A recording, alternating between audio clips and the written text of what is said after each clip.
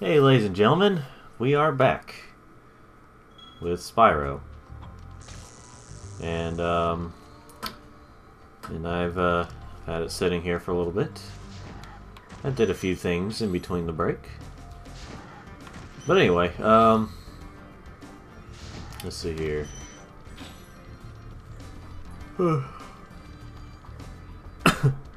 Decided to do a few things before I got started again.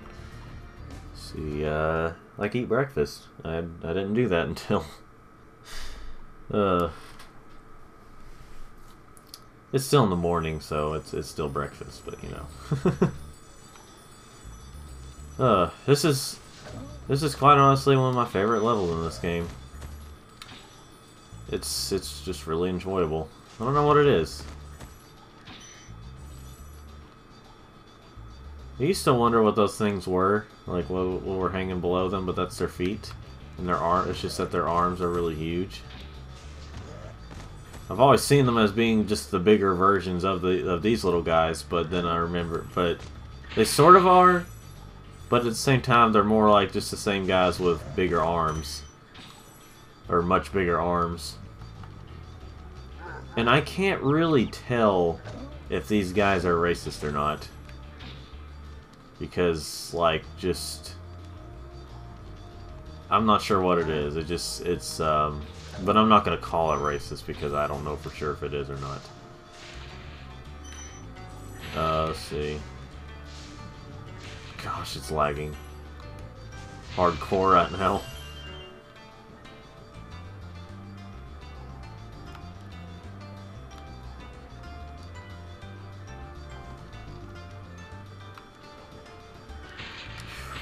There's just a lot going on in this level.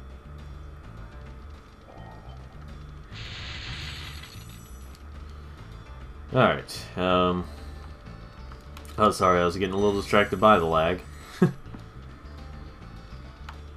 Anyway, see what Lyle has to say. Greetings, Spyro. For an amazing tour of the treetops. Don't just stop at one supercharge.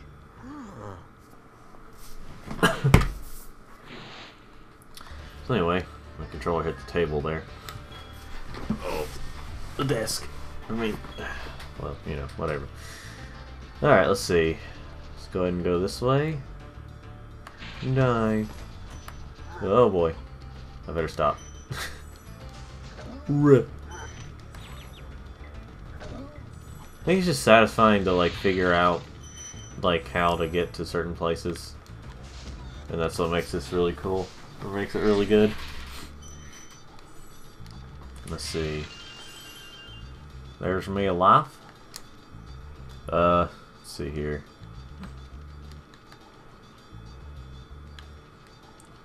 Alright, going on over here. Whee! Oh no, no, no, no. Come on, come on, hit it, hit it, hit it. Yes. Okay. I thought I was gonna jump too high there. Let's see. And kill this guy. Let's see.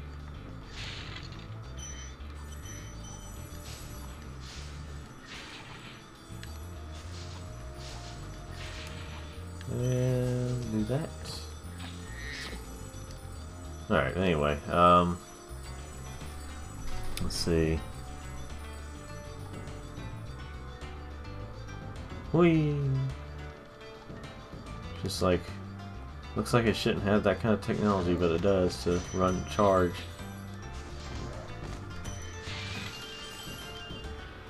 Let's see.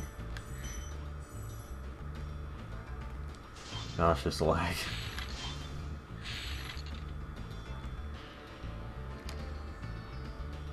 Alright, let's go this way.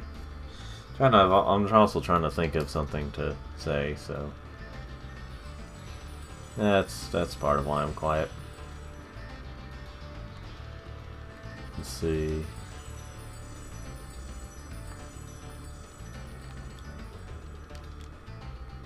Jumping on up here.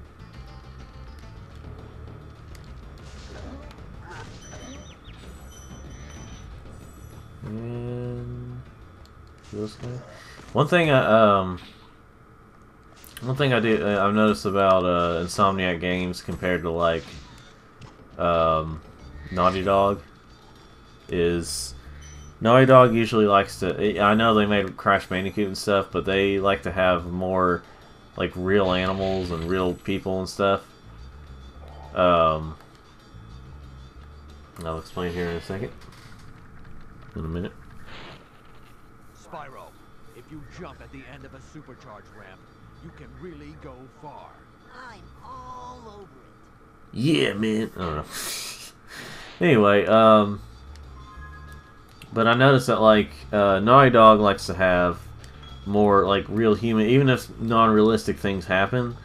They like to have realistic like creatures and stuff, or real creatures, and for the most part, and you know, Bandicoot. You know, there is such thing as Bandicoot, obviously, and all that stuff. But then I don't know why I did that, because I'm gonna have to come back there. But like, but you know, Jack and Daxter, like Otzels aren't, as far as I know of, aren't real. But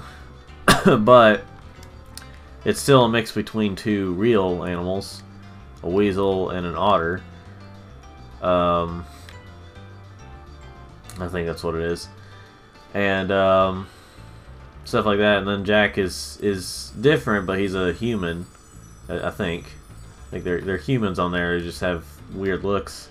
And then obviously Uncharted and The Last of Us have are human, or you know, there's humans on there. I still need to get that thing with the key. But you know, and then but when you look at like Insomniac games, they like to have more mythical things, or more like sci-fi, or just made up things, because you know, in the first three Spyros, obviously we have dragons and different mythical creatures, and like Ratchet and Clank is sci-fi with like aliens and stuff. Ratchet and Clank, so you know, aliens, robots, all that stuff. I know robots are real today, but you know, not quite how they are in sci-fi stuff. Well, I think we're getting there, but you know,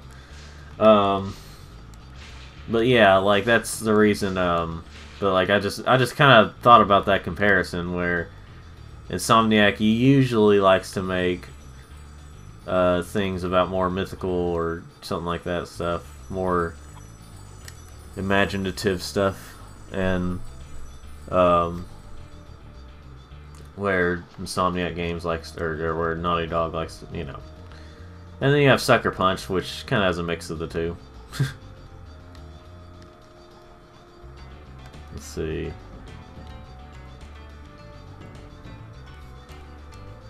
You know, Sly Cooper and stuff. Gosh, I really hope that they'll be making these future Sly Cooper games, and they need a better, well, also Jack and Daxter. I want to see that return, but as in like new game, and make it good. And but I think that honestly, I really, maybe I need to play it again. It really wasn't, the gameplay wasn't bad or anything. It's just the Ratchet and Clank the remake didn't have the best impression on me. Like by that I mean, that was really satisfying to do. By that I mean the 2016 Ratchet and Clank, the one that's supposed to be based off the movie, which was based off the original game with elements from other games. It wasn't the best to me. It kind of felt like it felt like a really good movie tie-in game, but you know, that's not exactly saying a lot. Jed. That was quite a ride, Spyro. You've learned a lot since you were a young glider. Yeah, well, you could have found an easier spot to get stuck.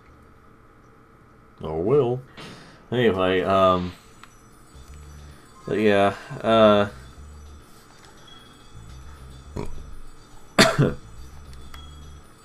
you know, it was just, I'm not trying to say here. It wasn't the best. I would honestly prefer a new Ratchet and Clank. Like, it didn't really go downhill. Just what some of the later ones after Deadlock weren't as good as some, but like, I still thought they were pretty good for what they were. They kind of got into that more family sort of style since they started making them E10. Which, I mean, they were originally wanting to do something like that, but it seems like they kind of changed it up anyway. Like, the first 4 games were rated T originally, but then when they were re-released, they were E10, so, but like, I wish they'd kind of go back to that type of humor that they had, but now they've got more family stuff. And it honestly doesn't really ruin the gameplay, which is the most important thing, but I do feel like it kind of brought it down a little bit, the series, and that's why I feel. And like the problem was with the reboot was that like it kind of, the jokes weren't really all that good. There weren't really a lot of funny moments in that game. You know, I just feel like they kind of, I don't know how to describe it. It just wasn't as good as I was hoping, but I do think that I thought like honestly, I'm not really sure why they even did a reboot on Ratchet and Clank, a series that was still going, and it wasn't like it had been years since they made a game. It was just, and there was no problem with it or anything. I mean, even if it went downhill a little bit, it's not like it just absolutely died. It's not like it jumped the shark in ways, but like, you know,